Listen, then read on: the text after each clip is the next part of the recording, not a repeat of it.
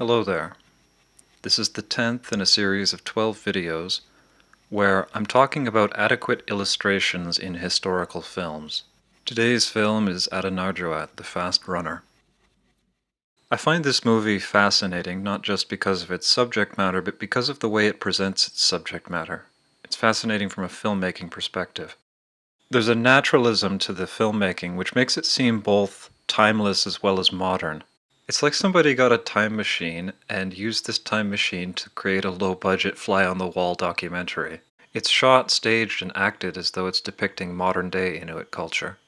There are a lot of similar and related paradoxes to this film, which often makes it difficult for critics and the like to come to an opinion about it, positive or negative. People watch this movie and they don't know what to think about it. One such paradox is the documentary style.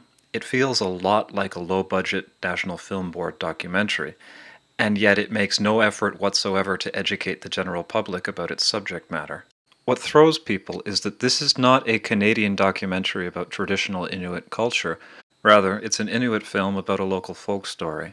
The general Canadian public is not the target audience. The film doesn't really care if you understand all of the nuances of Inuit culture, just like how a Japanese samurai film doesn't care if the American understands all of the nuances of Bushido. Or like how an American film doesn't care if you understand the cultural nuances of a greasy spoon diner. It takes its cultural setting for granted, and unfortunately we live in a world where that in and of itself is a revolutionary concept. This film I hold up as the shining example of decolonized cinema. It's an Inuit film made for Inuit by Inuit. I find that very inspiring. Tomorrow. Napoleon was stranger than fiction.